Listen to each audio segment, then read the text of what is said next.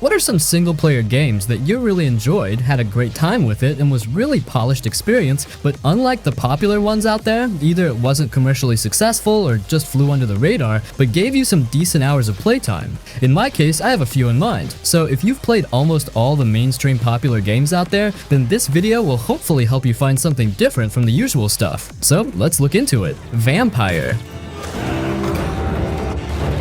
Vampyr is a game that definitely doesn't get enough credit, mostly because it's not a huge one, but it's got a lot going on if you pay attention. It came out in 2018 and was made by Dontnod, the same studio that did Life is Strange, so you can expect strong storytelling. The game is set in London right after World War I during the 1918 Spanish flu outbreak. The city feels sick and worn down. Streets are foggy, people are struggling to survive, and there's this constant feeling of tension and sadness. You play as Dr. Jonathan Reed, who's a proper doctor trying to help people, but then something happens and he becomes a vampire. So suddenly, you're balancing being a healer with being a predator, and that's what really makes the game stand out. Every choice you make has weight. If you feed on someone, that person dies, and it affects the entire district. Shops can close, rumors spread, and certain quests can vanish. You could spend time trying to cure people with medicine, or you could feed to get stronger quickly, but it comes at a real cost. The game forces you to think about morality in a way most games don't. You're not just picking dialogue options, you're deciding who lives and who dies, and that affects your character story and the city itself. Combat is simple at first, but it has depth. You use swords, daggers, and fists, plus vampire powers, like dashing, grappling, or teleporting behind enemies. Timing matters, dodging is key, and the powers let you mix up attacks in a way that keeps fights interesting without being overwhelming. It's not about grinding or crazy skill combos, it's about thinking strategically and using your abilities wisely. The game also has a very grounded story. Characters feel real, even small side characters. They have backstories, problems, and personalities, and sometimes their side quests are really small moments that stick with you emotionally. London itself is detailed without being overstuffed. It's atmospheric, but still playable. You can walk around, talk to people, and get little glimpses of life in a city recovering from war and disease. What makes Vampyr underrated is that it's not flashy. It doesn't have huge explosions, massive open worlds, or endless collectibles. It's a slow, thoughtful experience that relies on storytelling, world building, and choices. It's a game where your actions feel meaningful, and you can feel the consequences of every decision. It's also kind of sad in a human way. You feel conflicted because you want to save people, but you also have to survive, and that tension never really goes away. If you like story-driven games where your decisions actually matter, or games with a dark but realistic vibe, Vampyr is definitely worth checking out. It's not perfect. The combat can feel a little stiff, and some quests are repetitive, but the world, the story, and the moral choices make it stick in your mind long after you've stopped playing. Submit to your hunger, and you, my child, their mortal enemies. Murdered Soul Suspect. To bring him closer to the truth about his murder.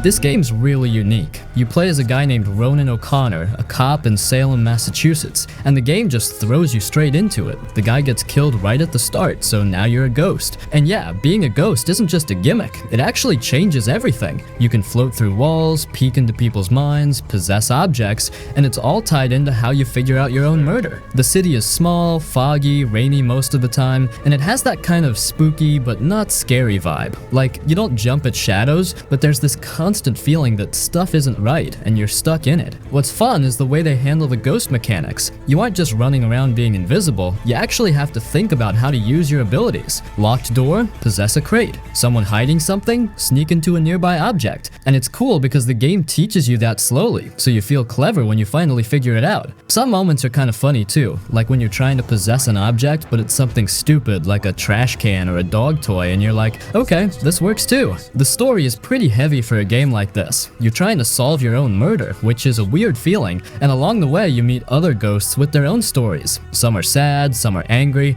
some are just stuck repeating their last moments. It gives the city some life, even though you're technically dead. Ronan himself is kinda tragic. He's this cop who always tried to do the right thing, and now he's powerless. You can feel the frustration in the way he reacts to stuff, and it makes the game more than just solve this mystery. Ronan will acquire new and more powerful abilities. Combat is basically non-existent, which might annoy some people, but honestly it works. The game is more about exploration and thinking, which is kinda rare for detective games. You're following clues, reading thoughts, chasing spirits, and it's paced slow enough that you don't feel rushed, but also not boring. Some puzzles are a little samey, but there are moments where you stumble across something that actually makes you go, oh, okay, that's clever. Honestly, it's underrated because it's not trying to be flashy. No big explosions, no open world, no grindy side quests. It's just a story and a few unique mechanics, and it pulls it off. The way you interact with the city as a ghost, the tiny details and side stories, and the weird mix of detective work and supernatural stuff makes it feel different from everything else. It's not perfect, some dialogue is cheesy, some mechanics are clunky, but if you like weird, story-heavy single-player games where the world is small but feels alive, this one's actually kind of a hidden gem.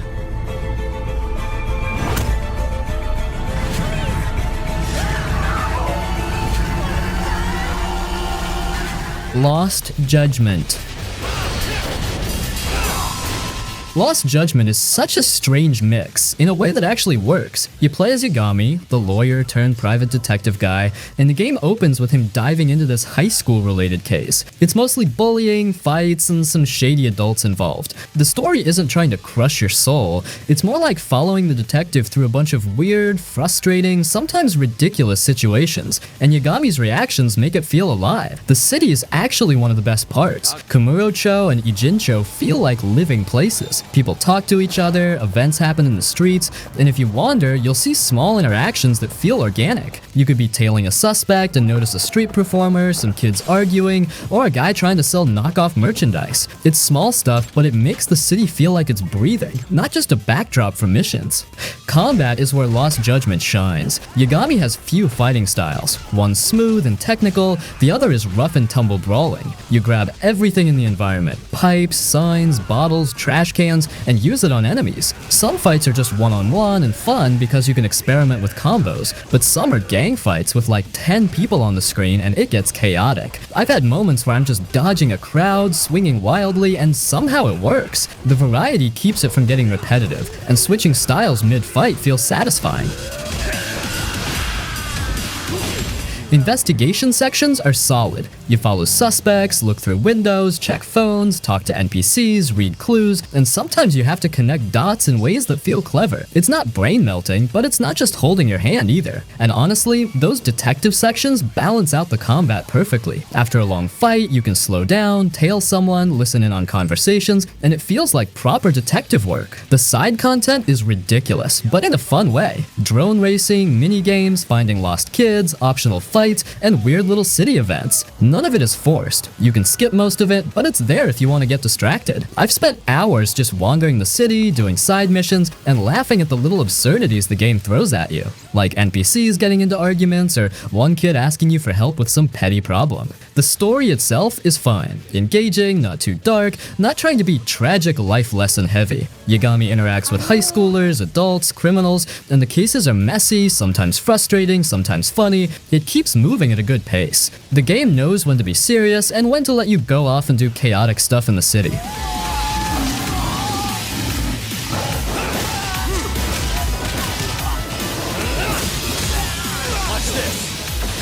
RoboCop Rogue City.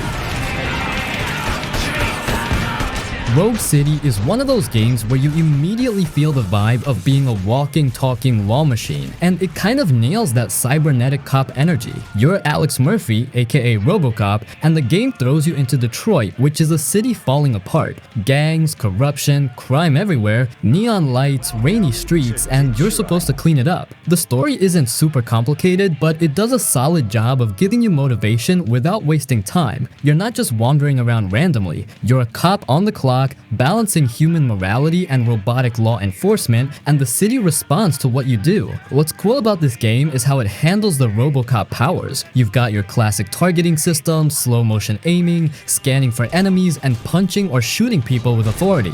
But it's not over-the-top arcadey, it feels grounded in the RoboCop world. Shooting is satisfying, the punches hit hard, and the way the game blends ranged and melee combat makes fights feel weighty. There's a lot of enemy variety too. Street gangs, gangs, private security, bigger baddies, so you're constantly switching tactics. The city itself is kind of a highlight. It's dense, neon lit, and full of little details that make it feel like a real place you're patrolling. People argue on the streets, stores get robbed, and random events happen while you're on your missions. Sometimes I've just wandered a block and noticed a mini crime going down, jumped in, and felt like a true RoboCop. The verticality in alleyways make combat interesting too, like you can kick a thug off a ledge or punch someone into a stack of crates. It's messy, fun, and grounded in physics in a way that actually works.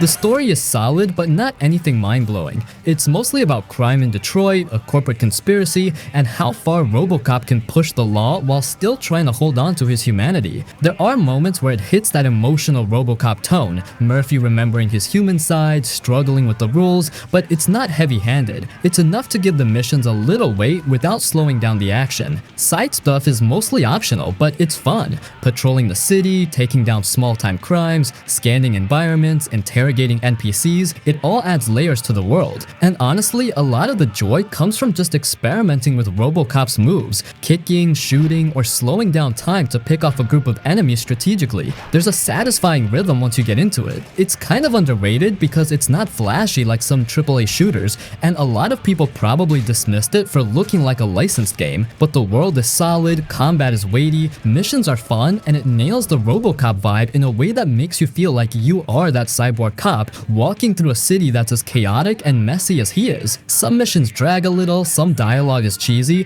but overall, it's a really fun mix of detective-ish crime work and satisfying combat.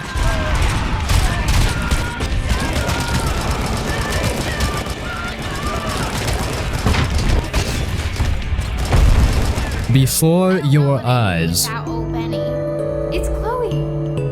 Before Your Eyes hits you in a way that's kind of hard to explain unless you play it. You're not just moving a character around or shooting stuff. The whole game is about watching a life unfold in front of you, literally through your eyes. You control everything with your blinking, which sounds dumb when you first hear it, but it actually works. You blink to skip moments, to move the story forward, and it's super weird the first time because you have to think about your own physical reaction to the game. I actually caught myself blinking way too much at first and messing things up, and it's hilarious and frustrating at the same time. The story is what really sticks with you. You play as this guy who's died and is being taken through his life. All the highs, lows, random little moments that actually matter more than you think. You see relationships form, people you care about, things you screwed up, and sometimes just stupid little stuff that hits harder than it should. The way the game makes you reflect on memory and time is actually kind of genius. You blink, the moment's gone, and suddenly you're skipping through years of someone's life in seconds. It's weirdly emotional because you're in control and every blink feels like a choice. Oh, sure. We sit together in history. Mechanically, it's simple, but the simplicity is the point. You're not mashing buttons or solving puzzles, you're experiencing the story. The game throws you little interactions, some choices are hidden in how long you look at something, some in whether you blink or not. It keeps you on edge in a really subtle way. The blink mechanic actually makes you feel in the moment like you're living someone's life, which is wild for a game that otherwise feels like a visual novel crossed with a weird interactive diary. Visually, it's got this painterly storybook vibe that fits perfectly with the emotional tone. You're moving through memory, not real time, and the environments feel like snapshots of moments that stick. Lighting, music, small details, it all hits at the right time. Some scenes are funny, some sad, some just quietly touching, and you remember them because you were forced to pay attention in a way most games don't make you. To start from the very beginning, I need you to remember. And just try to enjoy it this time. Eriksholm, The Stolen Dream.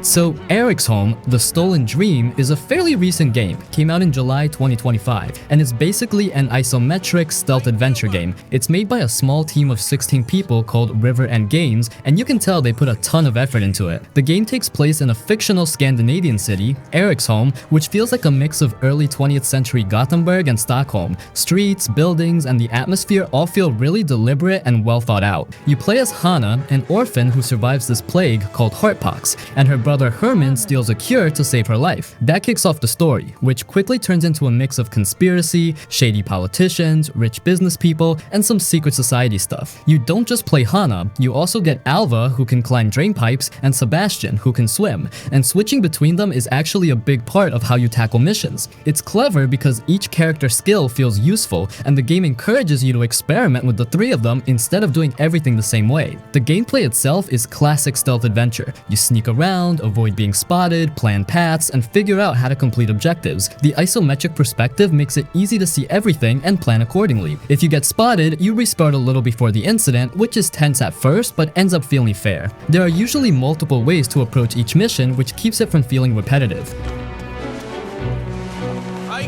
Eriksholm, the city, is probably the best part in terms of immersion. It's detailed without being crowded, you can see random events happen, and the streets feel alive. The visuals are Unreal Engine 5 level good, lighting and animations are solid, and the attention to detail makes the environment interesting even when you're just moving from one objective to the next. The story is decent, not overly emotional, not groundbreaking, just solid enough to make you care about what's happening. Political corruption, betrayals, and some moral questions pop up here and there, and it keeps you invested without dragging things down. The voice acting is good, soundtrack fits the mood, and the small details like how NPCs act or interact add a lot to the vibe. Overall, it's a niche game. Stealth fans, puzzle fans, or people who like small, detailed indie games will probably get the most out of it. It's not perfect. Some parts feel repetitive, some missions can be fiddly, but the mix of stealth, character switching, and city exploration makes it interesting in a way that a lot of isometric stealth games don't.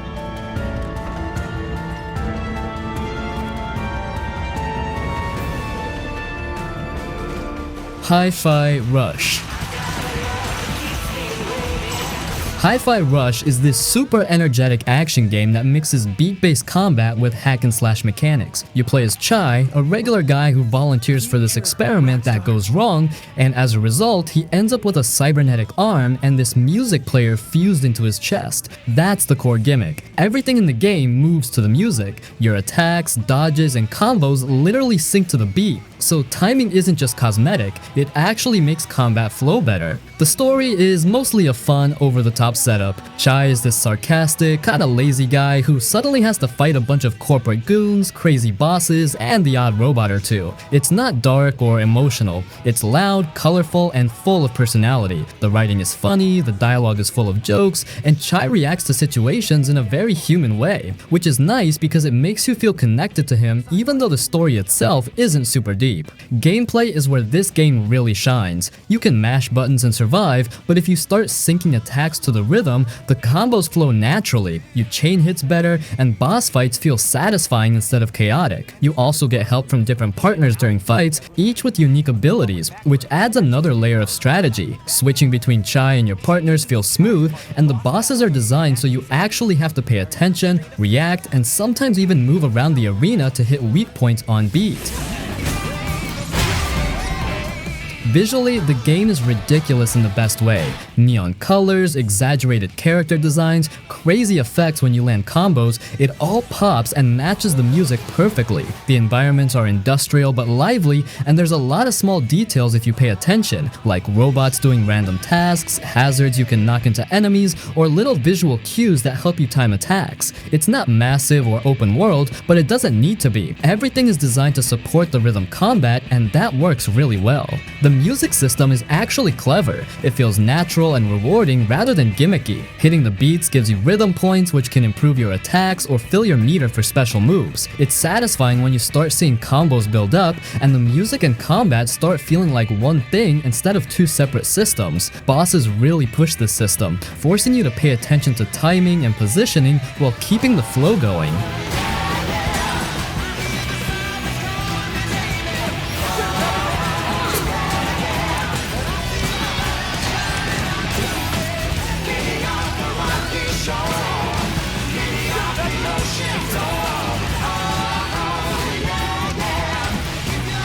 Ryse, Son of Rome. Son of Rome is this cinematic action game where you play as Marius Titus, a Roman soldier caught up in this huge story about family, honor, and war. It originally came out on Xbox One in 2013 and later on PC, and even though people mostly remember it for its graphics, there's more going on than just eye candy. The game is basically a third-person hack and slash with a lot of cinematic presentation. Think big battlefields, huge armies, and a ton of cinematic cutscenes mixed with the action. The story itself is kinda simple, but it works with the game's style. Marius starts as a young soldier, sees his family killed by barbarians, and sets out on this revenge path while also rising through the ranks of the Roman army. It's not subtle. Characters yell a lot, speeches happen all over the place, and the dialogue is very much epic Roman drama. But that's the vibe the game is going for, and I can't hate it for that. You feel like you're part of a story that's larger than you, even if some moments are a little over the top. Gameplay is mostly about combat, and it's a bit more tactical than it looks at first. You've got sword combos, shield blocks, executions, and some light strategy when facing groups of enemies. Timing matters, especially for parries and counters. The executions are a big part of the flow. They're flashy, and they give the combat this rhythm to it that makes fights feel satisfying instead of just mashing buttons. There are also some sections with the bow, but it's really secondary. One thing that stands out is the scale. The battles feel huge, with dozens of enemies on screen, soldiers charging, and the occasional elephant or siege machine thrown in. Even though the game nudges you along a linear path most of the time, it still gives this feeling of being in a massive war. The environment, Roman forts, and battlefields are detailed and atmospheric, which helps sell the epic scale. Visually, it's probably what people remember most. CryEngine does a lot here. The lighting, the blood effects, the armor reflections, even the crowd animations are all solid for its time. It's not perfect. Some faces and expressions look a bit stiff, but overall it's impressive and still holds up better than a lot of other games from 2013. The story pacing can feel a bit forced at times, especially with all the cutscenes, but it keeps the focus on Marius and his personal journey rather than trying to overload you with politics or history lessons. There's a clear sense of progression. You go from a young soldier to a general, and the game makes you feel that growth through combat and story moments.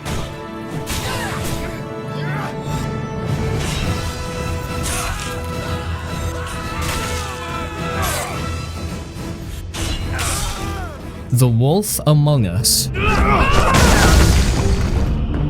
The Wolf Among Us is this episodic adventure game that Telltale made back in 2013, and honestly, it still feels fresh if you like story-driven games. You play as Big B Wolf, yeah, the big bad wolf, but way older, grumpier, and now basically the sheriff of Fabletown, which is this hidden community of fairy tale characters living in New York. The whole vibe is dark, gritty, and noirish, like a detective story but with fairy tale characters. Snow, rain, dark alleys, it's moody, and the art style is comic booky, which really helps sell that vibe. The story is the heart of the game. Right away, you get pulled into a murder investigation, but it's not just about solving a crime. The people you're dealing with, Snow White, Bloody Mary, all these classic characters have personalities, agendas, and secrets. Some of them are nice, some are shady, some will straight up lie to you. Bigby isn't exactly a good guy. He's gruff, rough around the edges, and sometimes violent, which makes the dialogue and choices feel real. You're constantly thinking about who to trust, how to handle situations, and what kind of Bigby you actually want to be.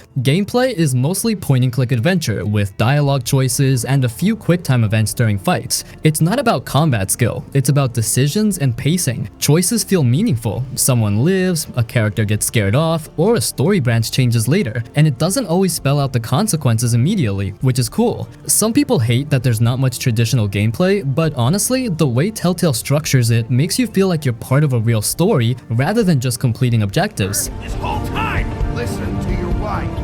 The episodic format works here because it gives you time to think about your choices and reflect on the story. Each episode ends in a way that keeps you guessing, and sometimes you're left with morally gray situations where you don't really feel like there's a right answer. Bigby's personality plus the dialogue options make you feel like you're actively shaping who he is over time. Art-wise, the game nails it. The cel-shaded comic book style is perfect for the setting. It's not just pretty, it adds to the tone. Rain-soaked streets, smoky bars, dark offices, characters, every scene feels like it's part of a bigger, lived-in world. The sound design and music also pull you in. It's subtle but effective, keeps the tension up, and complements the noir vibe. The Wolf Among Us is definitely niche. If you're expecting action or fast gameplay, this isn't it. But if you like stories, characters, and choice-driven drama, it's fantastic. Some of the side mysteries and conversations are surprisingly memorable, and even small characters feel real. It's messy, morally gray, and really invests you in this world of fairy tale people trying to survive in a harsh modern city.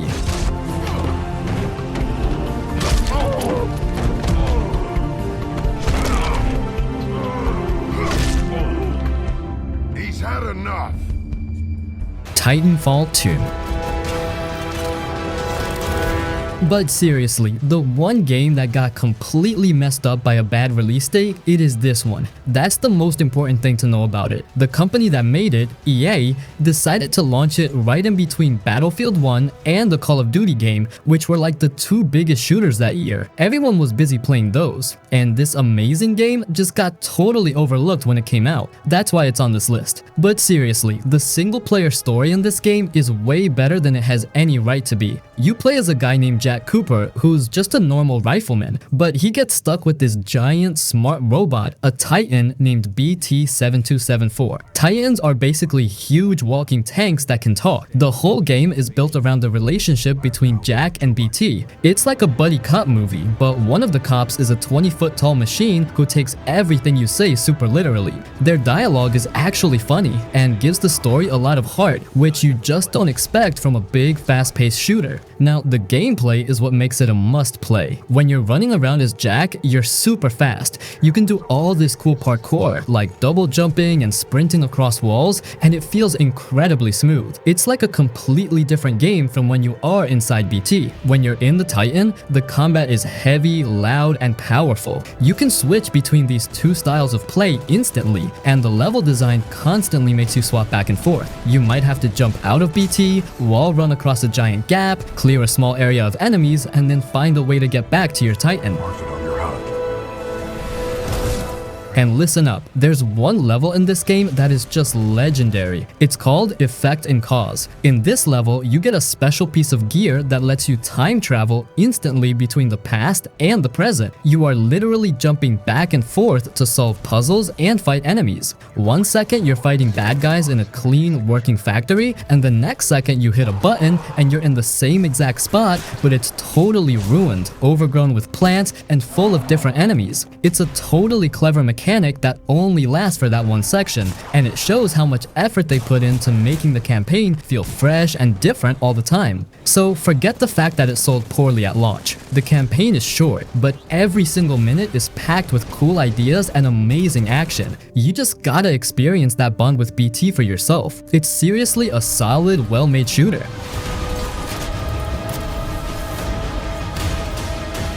I will not lose another pilot. Plague Tale Requiem. Plague Tale Requiem is a great example of a story-driven game that got overlooked because it came out at the same time as huge hits like God of War Ragnarok and Elden Ring. Even though it didn't get as much attention, it's one of the most visually stunning and emotionally intense single-player games in recent years. The game is way more than its rat game nickname. It's an emotional roller coaster with a deeply personal story. You follow Amicia and her little brother Hugo, two kids surviving a terrifying medieval world. This time, the stakes are much bigger. What happens isn't just local, it affects the whole world. The story's darker, showing how the events of the first game have changed them. Amicia isn't just protecting Hugo anymore. She's traumatized, angry, and struggling to control her violent side. That inner struggle makes the story feel mature and real, showing how desperation can lead to harsh choices that even hurt the people you love. Gameplay has also gotten a big upgrade. The world is huge, from busy coastal towns to sunny ruins and lush islands, giving you more ways to sneak around or fight. Amicia now has a crossbow, a knife for close fights, and new alchemy tools like tar that can light up rats or burn enemies. You can play quietly and avoid killing, or go full-on violent. It's your choice. The game even subtly rewards how you play, improving your stealth skills if you sneak, or boosting combat if you fight. But the real showstopper is the rat. rats. Watching huge waves of them pour through a city square or erupt from the ground is jaw-dropping and impossible to fully capture in videos or screenshots. Hugo's power, the macula, is stronger too. He can sense enemies through walls with a new echo ability, or in extreme moments, control the rat swarms to destroy everything in their path. You need more rats!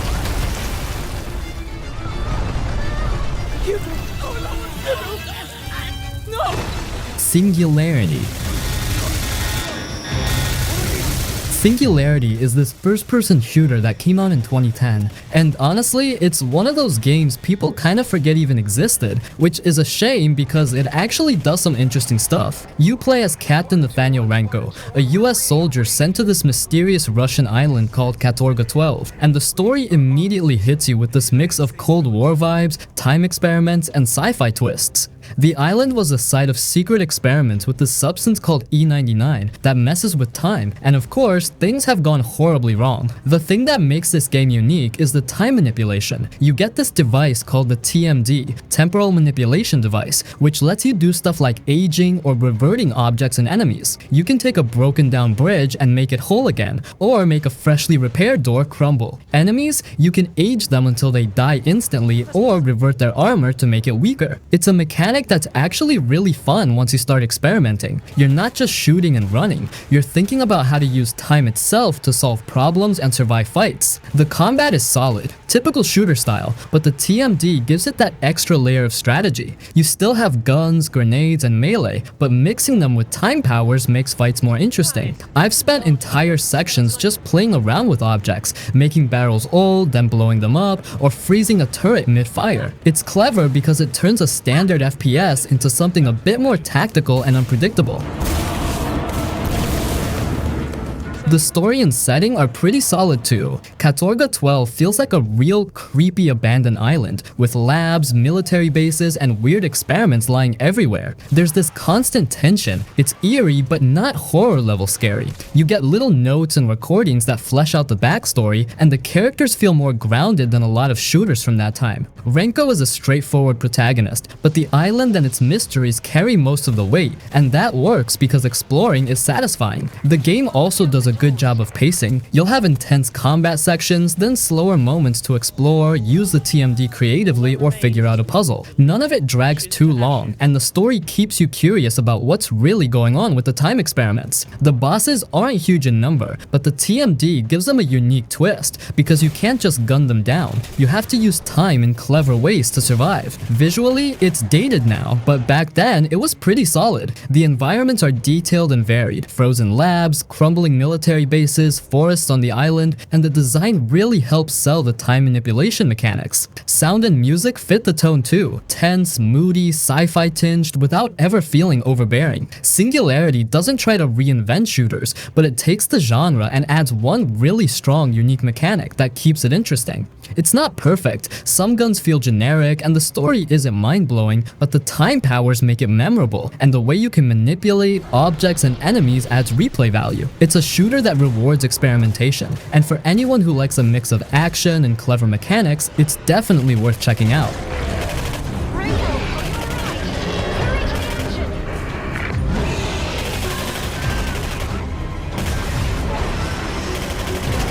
Quantum Break.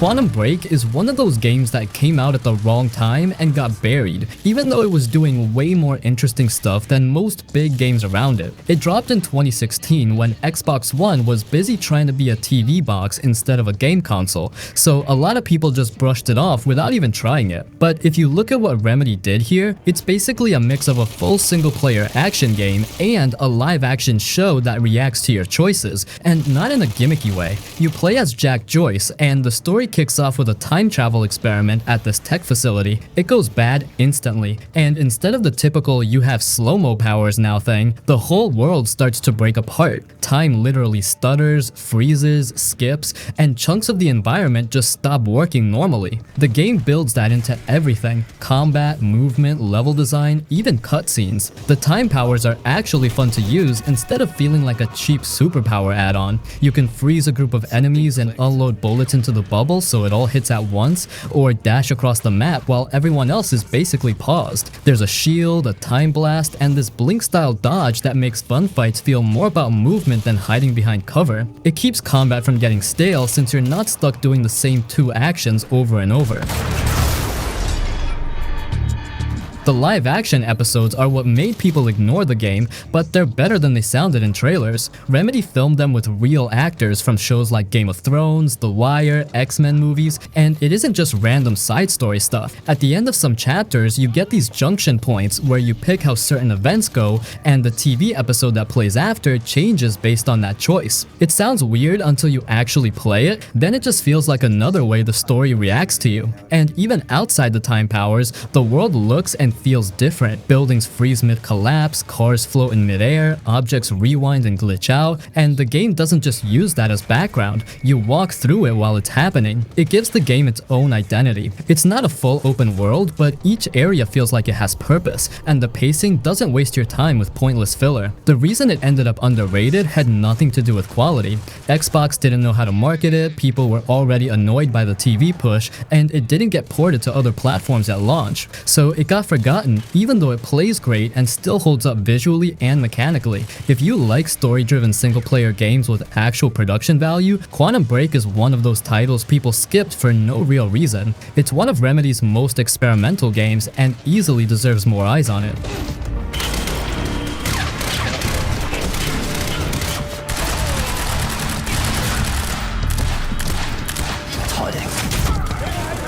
House of Ashes.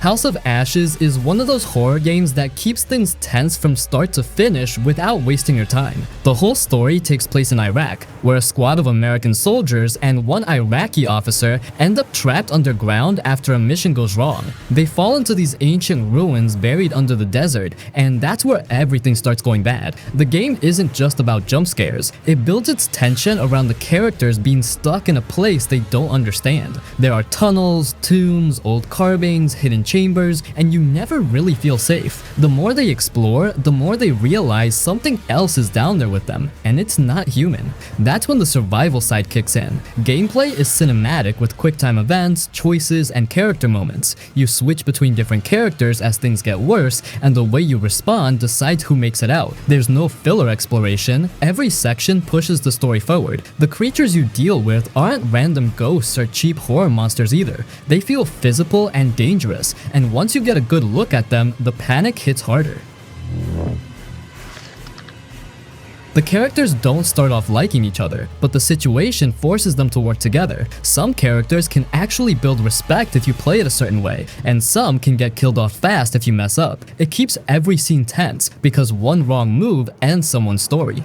Visually, the underground setting is the best part. It's dark, dusty, and tight, with just enough lighting to make you feel like something could jump out at any second. The sound design helps a lot too. Footsteps, echoes, and that creepy silence right before something goes wrong. House of Ashes is one of the better horror choices if you want a game that's short and tense and story focused. It doesn't try too hard to be complicated. It's about being trapped in the dark with something hunting you, and that's enough to carry the whole experience.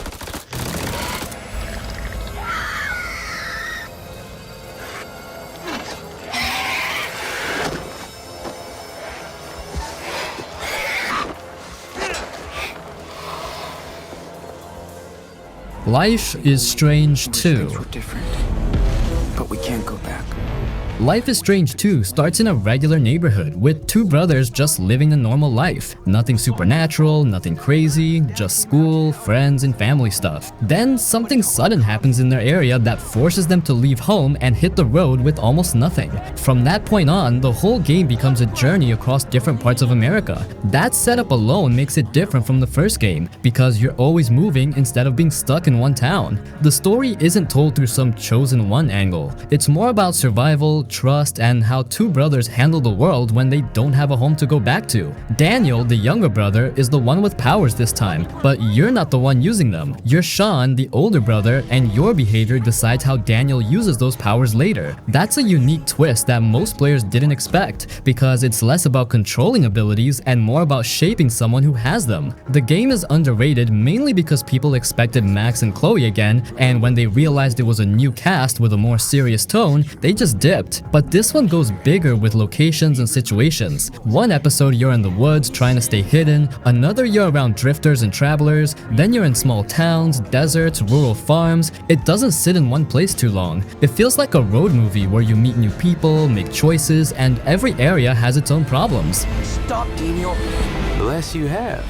Gameplay is still choice-based, but it has more weight because you're not just choosing for yourself. You're thinking about how your little brother sees you. Sometimes you have to decide if you're going to steal to survive or try to do things the right way, and Daniel remembers that. That changes how he reacts later, and it changes the ending. The game doesn't get enough credit for how it handles quiet moments too. Cooking, drawing, sitting by a fire, staying in broken down houses, working random jobs. It makes the whole trip feel real instead of staged. And because you're always on the move, the world feels bigger compared to most narrative games. Life is Strange 2 may not be as loud or meany as the first one, but if you actually give it a shot, it's one of the most grounded story games out there. It deserved more attention than it got. Crush on me or something? Got ya! Daniel? Leave me alone! Do it, Daniel! Now! Mafia Series. The Mafia series is one of those story-driven crime game collections that never gets enough credit. Each game drops you into a different era of organized crime in America, but the way it tells the story is what makes it stick. You're not just running around in a city doing random jobs. Every mission has weight, and the world feels alive around you. In the first game, you start as Tommy Angelo, a regular cab driver who somehow ends up working for the Salieri crime family. The gameplay mixes driving, shooting, and stealth in a way that's smooth and cinematic, and the city itself feels real. Streets, neighborhoods, nightclubs, and alleys all look like they could exist in the 1930s. Driving is a big part of it, and it's not just for show. Car chases feel tense, and handling the older cars actually takes some skill.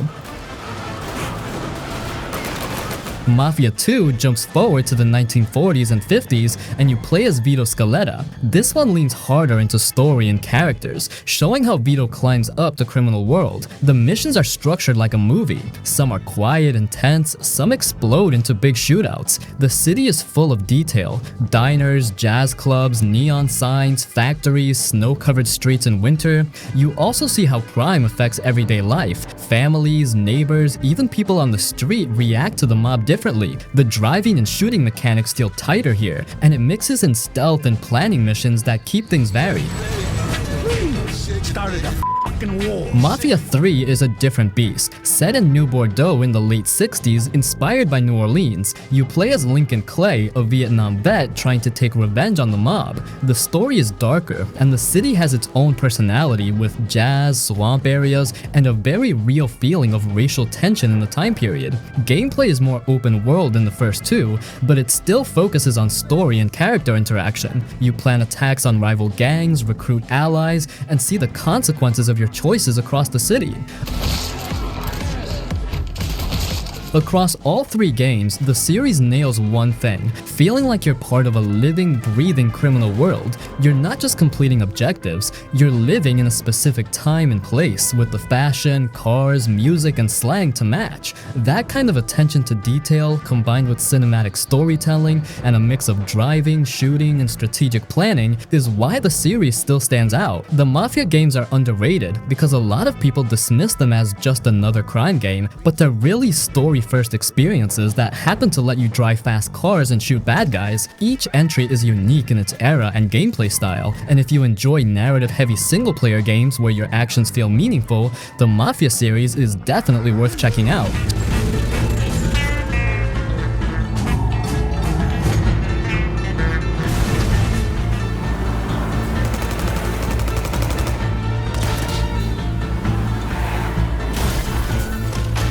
Sleeping Dogs.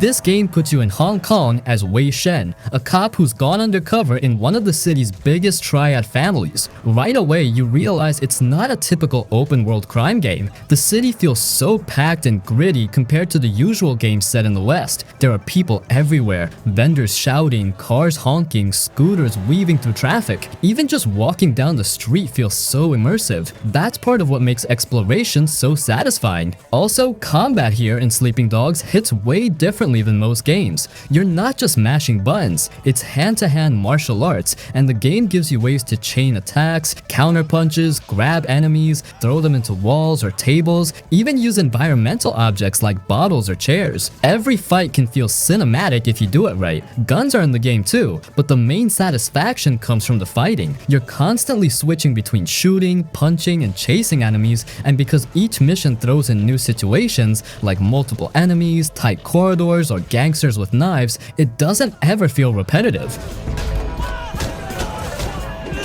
Driving here actually matters. Streets aren't wide highways. They're narrow, messy, crowded, and full of random chaos. Chases feel tense because you have to dodge cars, avoid pedestrians, and sometimes fight enemies while driving. The vehicles handle differently too, so a fast sports car isn't the same as a beat-up sedan. You get a real sense of moving through the city, not just getting from point A to B. Then there's the story and characters. Wei's struggle between being a cop and being accepted by the Triad is constant. Some missions are small, like helping a local merchant or doing a simple favor for someone, and some are massive, like full-on shootouts or escaping enemies while carrying out orders. The choices you make in side missions don't always matter on a huge scale, but they make the city feel reactive. People remember you, and the relationships Wei built can affect later moments. The side stuff is surprisingly rewarding. Street races, gambling, mini-games like karaoke, exploring back alleys, taking photos, all of it makes the world feel bigger. Even little missions like stopping a street fight or chasing someone down on foot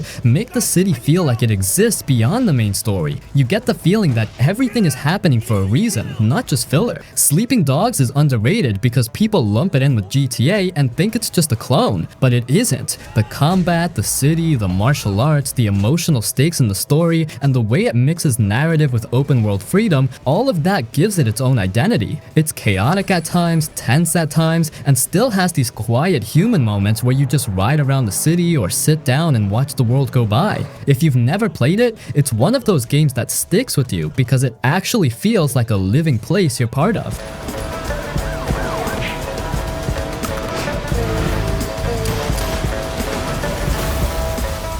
Marvel's Guardians of the Galaxy. The game drops you right into the middle of a bunch of chaos with the Guardians. You're Star-Lord trying to lead this crew of misfits across space while everything is falling apart around you. Rocket is loud, sarcastic, always complaining about everything. Groot barely talks but does his own thing. Drax doesn't get jokes, and Gamora is just trying to keep everyone alive while you're yelling orders. The thing is, they all feel alive. They fight on their own sometimes, mess up, or argue with each other, and that makes every fight and cutscene feel unpredictable. Fights are fast, but you have to think a little. You shoot with Star-Lord's blasters, dodge enemy attacks, and at the same time, you can tell the team to do specific moves. Rocket blows stuff up, Groot can slam or block, Drax charges in and wrecks, and Gamora moves super fast and precise. Timing is everything, because if you don't coordinate well, enemies overwhelm you, and sometimes just watching them do their own thing makes it funny or scary. There's also a lot of environmental stuff, walls, boxes, switches that you can use in fights. Outside the action, the story and conversations are the highlight. The crew constantly bickers, jokes, insults each other, and argue about the stupidest stuff, but it makes the world feel alive. Every choice you make in conversations changes how they react. If you're mean, they get annoyed or sarcastic. If you're nice, they actually listen more. You don't see massive branching stories, but little changes in relationships make it feel personal. And the emotional beats hit because these characters have pasts, worries, and secrets, so when something serious happens, it actually lands. Exploring the world is fun. You go to different planets, space stations, and cities. Some places are shiny and futuristic, others are dark, abandoned, or filled with alien life. Every location has hidden conversations, collectibles, or little jokes you can trigger. It's not just running from mission to mission. You spend time listening to the team, walking around, discovering stuff, and laughing at the weird situations that come up. And the soundtrack is perfect. All the 80s music Star-Lord loves fits every moment, from fights to quiet scenes, giving everything a goofy, emotional energy. By rejecting the promise, you have proven yourselves unworthy, and you must be destroyed!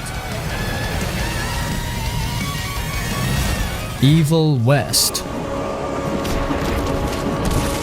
Evil West is this wild mix of western shootouts and monster hunting, and it somehow works better than you'd expect. You play as Jesse, a vampire hunter working for a secret organization in the Old West. The world feels like a dusty, lawless frontier city with mines, saloons, abandoned towns, and creepy forests, but everything has this dark, supernatural twist. One minute you're riding through a canyon, the next you're surrounded by monsters that shouldn't exist. The combat is what keeps you hooked. Jesse has guns, melee weapons, and powers that let you zip around and hit enemies in flashy ways. You can dodge, parry, and chain combos between guns and punches, and the game actually makes you feel badass when it works. Enemies are fast and aggressive, so fights feel alive. You don't just shoot from cover the whole time, you're running, flipping over barrels, punching monsters into walls, and using your powers to grab or toss them. Sometimes you're swarmed by smaller enemies, sometimes it's a single huge boss, and both feel intense in different ways. Exploration isn't huge like an open world, but the environments are fun to move through. Abandoned towns have secret rooms, hidden loot, and side enemies that keep you on your toes. The level design makes it feel like you're always in the thick of it, with verticality, hazards, and stuff you can use in fights. Riding through open deserts or inside mines gives the game a cinematic vibe, like you're in a western movie mixed with a horror story. What makes it unique is how it mixes western themes with over-the-top supernatural stuff. You've got bandits, gunslingers, and cowboys, but then you throw in giant monsters, vampires, and weird experiments. It's chaotic, but still grounded enough that it feels like you're in this world for a reason. The story doesn't get bogged down with unnecessary details. It moves fast, introduces interesting characters, and keeps pushing you forward without feeling repetitive.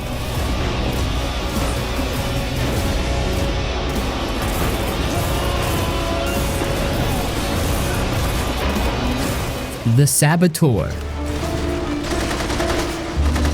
The Saboteur throws you into Nazi-occupied Paris as Sean Devlin, an Irish race car driver turned resistance fighter, and the game instantly has this mix of danger, freedom, and style. Paris is huge, full of streets, rooftops, alleys, and hidden corners, and it feels alive. Civilians walk around like life is going on, soldiers patrol, cars drive through narrow streets, and you can climb, jump, and sneak through almost anywhere. At first, the city is gray and oppressive, showing the Nazi control, but as you do missions, liberate districts, and take out key targets, color slowly comes back.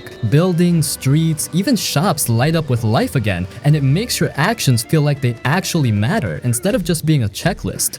Missions are a mix of stealth, sabotage, driving, and combat. You can sneak along rooftops, hide behind crates and barrels, quietly take out guards, or run in guns blazing if you want chaos. There are explosives, pistols, rifles, and melee weapons, but the game rewards creativity. Sometimes it's better to lure a group of soldiers into a trap, blow up a fuel truck, or cut off a patrol path than just shoot your way through. Climbing and parkour is huge. You can leap between rooftops, swing from scaffolding, or scale walls to get behind enemy lines. It feels smooth and natural, and using the vertical spaces in Paris gives missions a different dimension than most open-world stealth games. Driving is another big part. You steal cars, motorcycles, or even trucks to get around quickly or chase down targets. The streets are narrow and often full of obstacles, so high-speed chases feel tense and chaotic. Sometimes you're dodging Nazi patrols, sometimes you're rushing to escape an area after a sabotage mission, and it keeps the pace varied. The story gives Sean reasons to fight beyond just patriotism. He's out for revenge against the Nazis who killed his friend, but he also joins the French resistance and slowly helps free the city.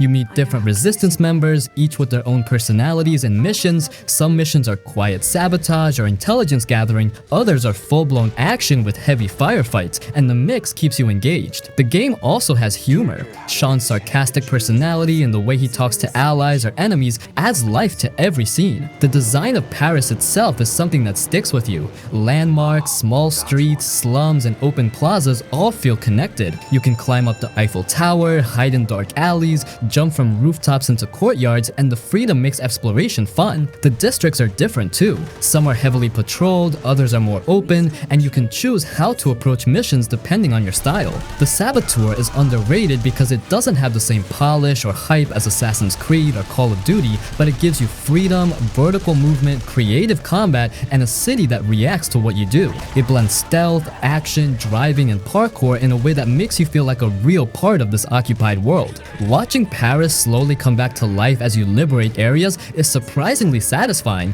and every mission has its own mix of tension, fun, and chaos. If you play it today, it still feels unique compared to most open world games, and that's why it deserves more attention. There's Armand now.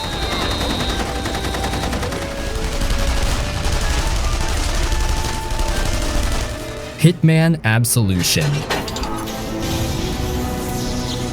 Absolution didn't get love when it first came out. Fans of the old Hitman games were upset because it felt more cinematic and story-driven than the pure sandbox stealth the series was known for. Some people hated the tighter levels, the checkpoints, and the way disguises and stealth were slightly more limited. At first, it seemed like it lost the freedom that made the older games special. But over time, people started appreciating it for what it really is: a tense, smart, cinematic stealth game with some of the best level design in the series. You play as Agent 47, and this time it's personal. He's protecting someone while dealing with enemies from his past, which makes the story more urgent than just kill the target. The game mixes stealth, planning, and some action sequences. You can sneak, hide bodies, distract guards, or go loud if you want, but most of the fun comes from finding creative ways to complete your objectives. Poison drinks, drop chandeliers, set up accidents, use sniper rifles, or silently take out enemies and hide their bodies. Every level has multiple solutions. Watching a plan come together is super satisfying.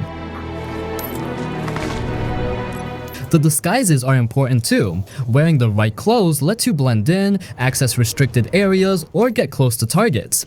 Civilians and guards act realistically, so you have to pay attention to patterns and timing. The world feels alive, with crowded streets, hotels, factories, and warehouses that all feel different but believable. There's a lot of verticality and interaction with objects. You can use almost anything in the environment to your advantage. The story and levels make it feel cinematic without losing that classic Hitman satisfaction. Some missions have intense escapes or action sequences, but the game rewards patience and creativity more than raw skill.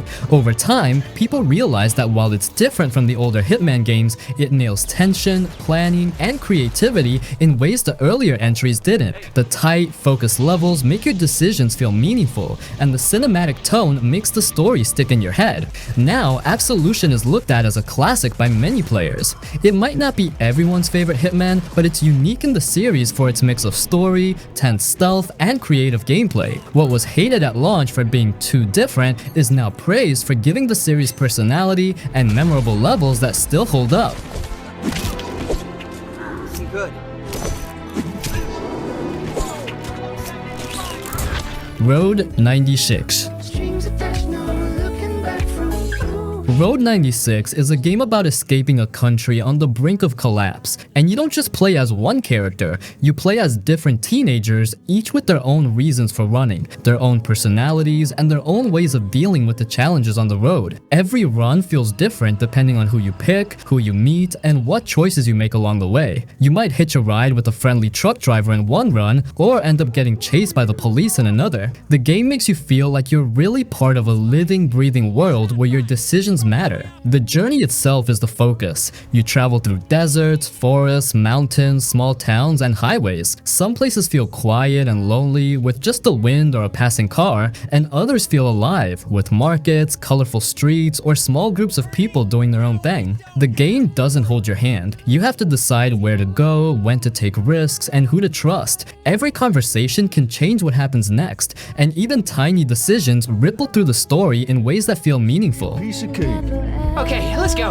There's a psycho after. The gameplay is simple but tense. You hitch rides, sneak past police checkpoints, talk to strangers, or just explore the environment. You make choices constantly, sometimes moral, sometimes just practical. Do you take a risky shortcut through a dangerous forest, or stick to the main road where the cops might catch you? Do you trust a stranger who offers you a ride, or play it safe and walk? The game mixes moments of quiet exploration with sudden tension, like being chased, trapped, or running out of time. Because the encounters are randomized, every run keeps you on your toes. One of the coolest parts of Road 96 is how the multiple character stories overlap. You start seeing threads that connect the runs, people you meet, events that repeat in different ways, and consequences that affect other characters. It's subtle but satisfying, like the world is bigger than just one journey. That makes the game feel alive and layered. The story is about more than just escaping. It's about survival, hope, and the people you meet. Some characters are cynical, others desperate, some just lucky, and each run shows a different perspective on the country and its problems. The game does a great job of telling emotional and personal stories without dragging things out or being overly dramatic. You feel the weight of the world, but there are also small moments of humor or kindness that make it feel human. And their journeys have only just begun. Each decision could shape your destiny and Petria's too. Max Payne 3. Max Payne 3 is smooth, satisfying, and a really solid entry in the series. You play as Max in Brazil, working security for a rich family, and the gameplay is all about moving, shooting, and using bullet time in clever ways. The shooting feels heavy and responsive, and the way you can dive, dodge, and line up perfect shots makes every fight feel rewarding. The cover system works well too. You're constantly moving between walls, crates, and corners, which keeps you on your toes without ever feeling frustrating. The story is darker and more personal than the older games. Max is older, tired, and full of regrets, which makes the missions feel more grounded. He's not this unstoppable hero. He's a guy who's struggling to survive while dealing with messy, dangerous situations. That struggle makes every fight, chase, or encounter feel meaningful. The writing keeps some of the series' classic noir style, with Max's thoughts giving humor, sarcasm, and personality in a way that makes you feel connected to him. The missions are varied enough that you never get bored. Some levels are straight up firefights, some involve sneaking through buildings or tight areas, and some have chase sequences that keep the pace exciting. The game balances action with moments where you just need to plan, move carefully, or figure out the best way to handle a group of enemies. That mix makes it feel like more than just a shooter. It feels like you're really in Max's world. What makes Max Payne 3 underrated is that the series as a whole never got the attention it deserves. When it came out, some people expected the same old New York grit or complained that the story was too cinematic. But over time, people realize it's a game that's fun to play, satisfying to master, and full of memorable combat and moments. Max Payne 3 refined the series' core mechanics, told a personal and intense story, and still has some of the best bullet time action in gaming. It's not flashy or overhyped, but it's the kind of game you remember because it just works, and it's a perfect mix of action, story, and strategy. Even years later, it still holds up. The shooting, the pacing, the way you move through levels, everything feels tight. If you enjoy action games where you can think, plan, and pull off cool moves while feeling every hit, Max Payne 3 is one of the best examples, and it's definitely a part of the series that deserves more recognition.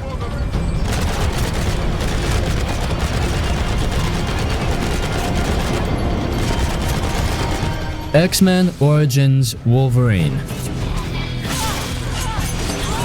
X-Men Origins Wolverine was a really nice game that didn't get a lot of attention when it first came out. It kinda flew under the radar, but over time, people started appreciating it more, and now it's remembered fondly as a fun, brutal action game. Playing as Wolverine just feels right. You're fast, strong, and nearly unstoppable. The combat is simple to get into, but satisfying to master. You can chain attacks, slash through multiple enemies, grab people and throw them into walls, or use your claws to break objects around you. Every fight feels messy and chaotic in a good way, which matches Wolverine's personality perfectly. The game doesn't waste time. Levels are varied enough to keep it interesting. You go through military bases, secret labs, jungles, and small towns, and each area has a mix of enemies and challenges. Some parts let you sneak around, hiding and taking enemies out quietly, while other moments encourage you to just charge in and wreck everything in sight. Boss fights and tougher enemies make you think about how to approach them, so even though the game is mostly about fun, fast action, it still has some tension.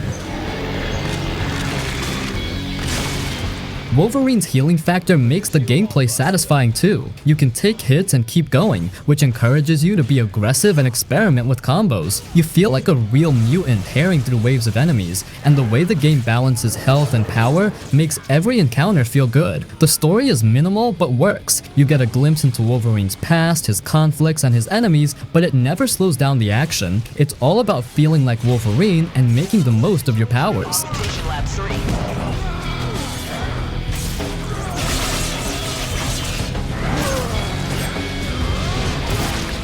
Telltale Tales from the Borderlands.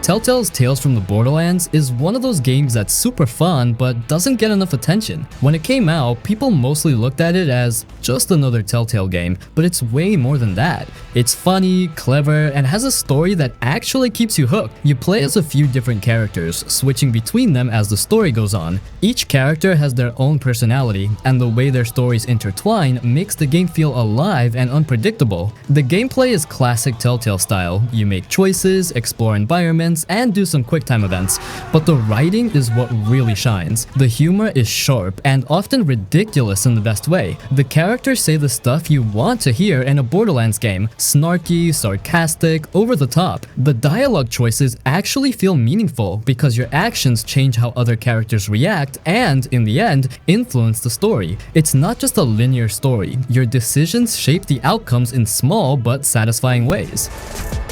This scam was our biggest yet. What makes it underrated is that it came out right when people were tired of Telltale games or expecting big action titles. But Tales from the Borderlands is one of the funniest and most clever games in the series. The animation, voice acting, and comedic timing all work together to make it feel like you're actually in the Borderlands world. You get the same crazy guns, weird characters, and chaotic vibe of the main Borderlands games, but with a story that's smarter and funnier than most spin-offs. Even though it's a narrative game, it doesn't feel slow. Every episode keeps you moving with plot twists, ridiculous situations, and moments that make you laugh out loud. It's a game that's better remembered now than when it first came out because people realize it's clever, funny, and full of personality. Tales from the Borderlands shows that narrative games can be exciting, entertaining, and genuinely memorable without needing huge battles or complicated mechanics. Quiet all of a sudden.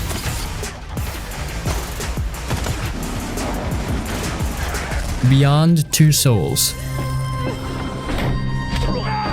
Beyond Two Souls is a single-player story game that follows one character through different stages of her life. But the twist is, you're not playing alone. The main character is Jodie, and she's connected to a spirit named Aiden that you can also control. From the start, she isn't living a normal life. She's taken in by researchers because of her connection to this invisible presence, and that shapes everything that happens to her. The game jumps between different ages, like when she's a kid being tested in a lab, when she's a runaway, when she's in military operations, and when she's just trying to live without being controlled. It's not random. Each part shows how being tied to Aiden affects her relationships and choices. The gameplay lets you switch between Jodie and Aiden at certain moments. Aiden can move through walls, push objects, choke enemies, spy on people, or protect Jodie when things get bad. That alone makes the game different from the usual story-driven stuff since you're playing as both the person dealing with life and the thing attached to her. What makes it stand out is the range of situations. One chapter is survival in the streets, another is a CIA mission, then a desert reservation, then a party where things go wrong. It keeps moving without dragging anything out. Choices matter too, not just in dialogue, but in how you handle those situations with Aiden. Some characters live or die based on how you act, and the ending changes a lot depending on what you decide across the story. People don't talk about it much now, because it released at a time when heavy story games weren't popular like they are today, and critics focus too hard on the structure instead of the gameplay ideas. But it's one of the few games where you're not just reacting, you're living through someone's entire life while also controlling a force nobody else can see.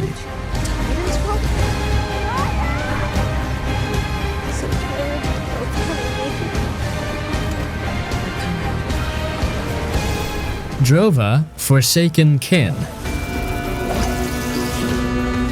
So this pixel art action RPG draws inspiration from the grimdark classics and the mystical allure of Celtic mythology. You play as a nameless wanderer in a fractured, dangerous world where spirits control nature and different factions are constantly fighting for power. The game doesn't guide you much, which makes exploring it feel personal. You choose where to go, who to fight, and which paths to take, and every decision can affect what happens later. Combat is one of the game's strongest points. It's challenging but extremely satisfying. You can swing weapons, use powers granted by spirits, and chain attacks into combos that feel impactful. Some fights require careful timing and positioning, while others let you unleash raw, destructive power. The game rewards creativity, so using the environment to take out enemies or combining spirit powers with weapons can completely change how a battle plays out.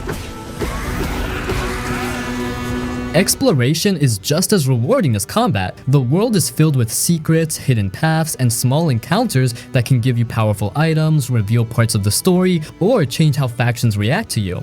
The open world design means you can go off the beaten path and stumble into situations you weren't expecting, and those moments make the game feel alive. You'll move through forests, ruins, and settlements, each area with its own dangers and surprises. Some zones are packed with enemies that require careful strategy to survive, while others encourage stealth and patience. The game also does a great job of making the world feel dynamic. The choices you make affect relationships with factions and even the ending of the game. The story itself is rich and morally gray. You encounter betrayal, survival struggles, and tough decisions that test how you approach the world. Unlike many modern RPGs, it doesn't tell you what to do or force you down one path. Your actions shape the narrative. Even though the game uses pixel art graphics, the design is incredibly atmospheric. From misty forests to crumbling ruins, every environment feels lived in and dangerous. The visuals might not be flashy, but the style perfectly matches the dark, mysterious tone of the world.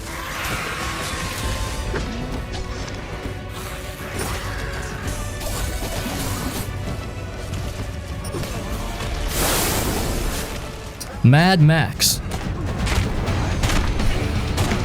Mad Max is one of those games that didn't get nearly the attention it deserved when it came out, but it's actually a really solid, underrated open-world experience. It's set in the post-apocalyptic wasteland made famous by the movies, but the game does a great job of making you feel like you're surviving in it, not just running around completing missions. The world is huge and empty in a way that actually works. Deserts, canyons, ruined towns, and scavenger camps make exploration feel meaningful. You're constantly looking for scrap, fuel, and car parts, and that loop of scavenging, upgrading, and fighting keeps you engaged. It's a harsh, unforgiving world where everything matters, and that tension makes every choice feel real. The car, the magnum opus, is the heart of the game. Driving isn't just moving from one place to another, it's about customizing and upgrading your vehicle to survive the wasteland. You can add armor, weapons, engines, tires, and gadgets, and each upgrade changes how you approach combat. Car battles are chaotic but rewarding. Chasing down convoys, smashing through raiders, or taking out gang leaders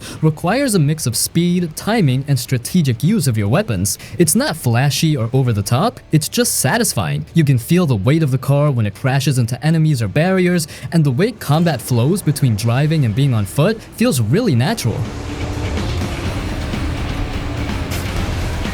On foot, the game has solid melee combat. Max punches, grapples, and uses weapons in a way that feels heavy and satisfying. The system is simple, but it works for the world, letting you take down enemies strategically or just smash through them in a fight. The combination of car combat, exploration, and on-foot action keeps the gameplay varied so it never feels repetitive. There are also stealth elements like sneaking past enemy camps, but they're optional. The game lets you choose how to approach every situation, which is rare for open-world games. The story is simple but effective. Max doesn't talk much, but his journey through the wasteland shows a man struggling to survive in a brutal world. You're dealing with gangs, raiders, and corrupt warlords, and your actions shape how the world reacts to you. Even small choices like which convoys to attack or which camps to raid affect how the game plays out. The world itself is a character, full of danger, unpredictability, and moments that make you feel isolated and tense. Mad Max is underrated because it launched around bigger titles and people assumed it was just another movie tie-in, but it actually nails the feeling of being in a post-apocalyptic wasteland. The combination of car combat, upgrades, exploration, and survival elements makes it stand out. It's harsh, satisfying, and immersive in a way that only a few open-world games manage. The game might not be flashy, but every moment feels meaningful, every battle feels tense, and every upgrade makes your journey easier and more fun. If you missed it when it first came out, it's definitely worth checking out now. Spending time in the wasteland, upgrading your car, taking down gangs, and just surviving in a brutal world makes Mad Max one of the most satisfying, underrated games of its generation.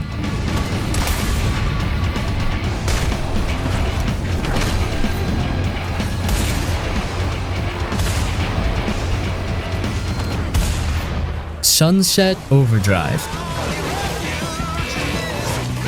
Seriously, when people talk about games that were totally slept on, Sunset Overdrive has to be near the top of the list. It's a game that takes the whole end of the world thing and goes, nah, we're gonna have a party instead. The whole city is crawling with these gross mutant monsters called the OD, and instead of being all scared and serious, you're zipping around like a maniac, having the time of your life. The main thing you have to understand is that the ground is lava in this game. If you just stand around like you would in most shooters, you're gonna get overwhelmed and die super fast. The game forces you to be constantly moving, and that's where the magic is. You're not just walking or running, you're grinding on every railing, wire, or rooftop edge you can find, like a pro skater. You're wall running across buildings and bouncing off cars and trampolines like they're nothing. The controls feel so good that just getting from one point on the map to another is a full-on, awesome challenge. You're stringing together these moves, building up speed and a style meter, and you feel like a total acrobatic ninja with a machine gun.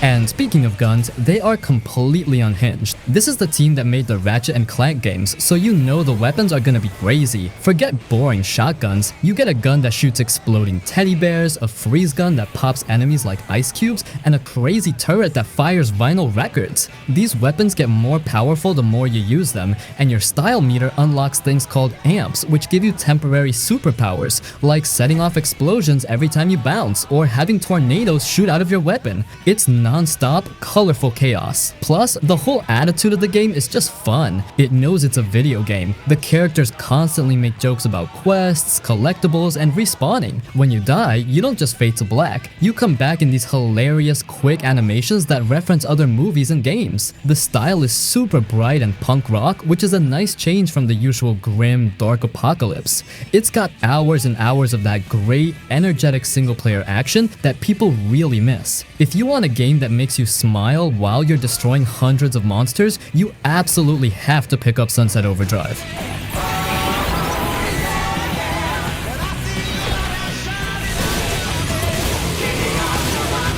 Until then,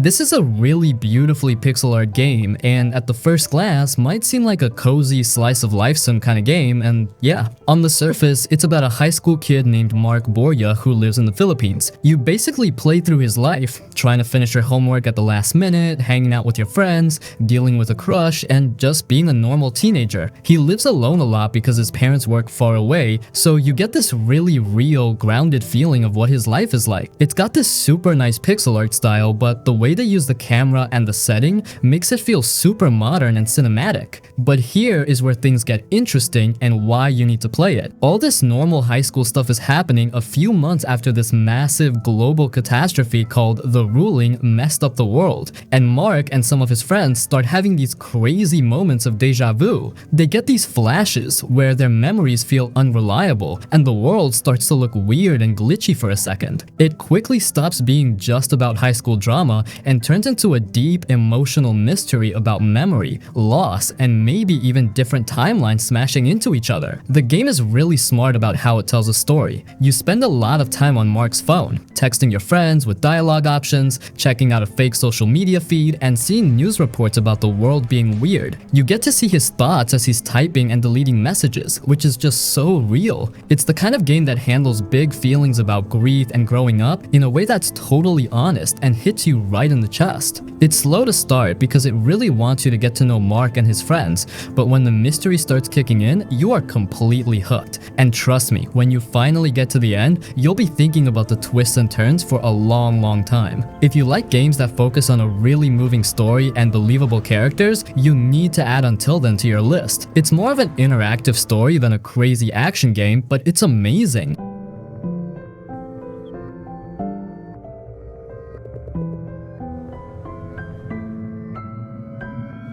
Prey 2017. This is honestly one of the most interesting sci-fi games of the decade. You play as Morgan Yu aboard the Talos 1 space station, a massive futuristic research facility orbiting Earth, and the way the game lets you explore it is one of its strongest points. The station is full of hidden rooms, labs, maintenance areas, and abandoned offices, and every corner has something that makes you curious, a piece of story, a note, or a tool that can help you survive. It doesn't hold your hand, which makes the exploration feel real. You're constantly thinking about how to approach enemies, where to go next, and how to use the resources around you. The gameplay is what really makes Prey special. The aliens, called Typhon, are smart and dangerous, and the game encourages creative problem solving. You can fight them directly, use traps, or manipulate the environment to your advantage. The game gives you powers called neuromods that let you do things like climb walls, hack machines, or even mimic objects, and experimenting with these powers is extremely satisfying. Every choice in combat can feel meaningful, and the freedom the game gives you to approach situations in multiple ways is rare. You can sneak, hack, shoot, or use your powers, and each method completely changes how encounters play out. I think many people wrote it off as just another sci-fi shooter, but it's more than that. It combines Metroidvania-style exploration, RPG elements, and immersive sim mechanics into a cohesive, tense experience. The story itself is layered and morally gray. You're discovering what's happening on Talos 1, questioning who you can trust, and uncovering secrets about yourself. The writing, environmental storytelling, and audio cues all make the station feel alive, like a character in itself. Prey is also incredibly replayable. Depending on which powers you choose, which areas you explore first, or how you handle the Typhon, your experience can feel completely different. The tension, the mystery, and the sense of isolation are constantly present, making every playthrough unique. It's not flashy or over the top, but it's smart, detailed, and immersive, and the freedom the game gives you makes it stand out in the genre. If you missed it when it first came out, Prey is worth going back to now. It's a brilliant mix of exploration, combat, and choice, and it's one of the smartest, most underrated games of its generation.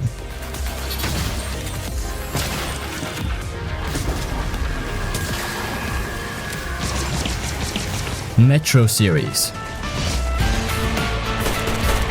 The Metro series is one of those franchises that never got as much mainstream attention as it deserves, but it's easily one of the best story-driven shooters out there. Set in a post-apocalyptic Russia after a nuclear war, the games put you in the shoes of Artyom, a survivor navigating the dark, dangerous tunnels of the Moscow Metro and the ruined world above. What makes the series stand out is the atmosphere. It's oppressive, tense, and immersive in a way few games manage. You're constantly aware of the threat around you, whether it's mutant creatures, hostile humans, or the radioactive wasteland above. The world feels real, dangerous, and lived in, and the storytelling is subtle, letting the environment and encounters tell you a lot without needing to spell everything out.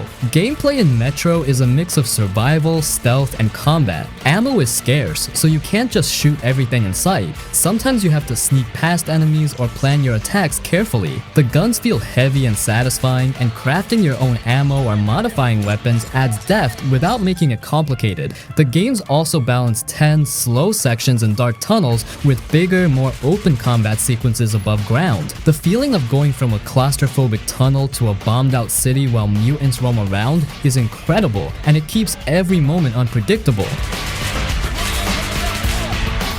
What makes the Metro series underrated is that it often gets overshadowed by bigger shooters, but it has a depth that's rare. The stories are personal, the characters feel real, and the choices you make in some of the games affect how the story unfolds. On top of that, the world building is amazing. The tunnels, the ruined stations, the little communities trying to survive, all of it makes you care about the environment in a way few games achieve. You're not just running and shooting, you're surviving, scavenging, and experiencing a world that could actually feel this brutal and unforgiving. The series also nails pacing. It mixes quiet, suspenseful exploration with intense combat and occasional eye-stick set pieces, so you never really know what's coming next. And even though the main focus is survival and story, there's a lot of room for replaying sections differently, experimenting with stealth, or trying different approaches in combat. Metro is a series that doesn't try to be flashy or mainstream. It's focused, tense, and atmospheric, and that's what makes it special. If you missed it when the first games came out, the Metro series is absolutely worth diving into now because it's one of the smartest, most immersive, and underrated shooter experiences of the past decade.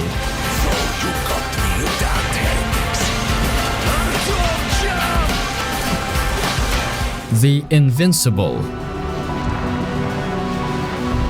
This one is a super cool, old-school sci-fi adventure that I bet most people miss completely. If you've ever wished you could actually walk around inside one of those awesome retro sci-fi book covers from the 1960s, this is your chance. The whole style of the game is called Atom Punk, and it's gorgeous. Think chunky, brightly colored metal tools, big, bulky helmets, and all the gear looks like something NASA would have built 50 years ago if they had way more budget and imagination. It's a totally fresh look that you don't see in games today, which is usually all sleek silver and black. You play as a scientist named Yasna, and you wake up on a completely alien planet called Regis 3. The problem is your crew is missing, and you can't remember exactly what happened. So your main job is to explore this strange, dusty, and lonely planet to find your teammates and figure out the mystery of what wiped out another much bigger ship that was here before you.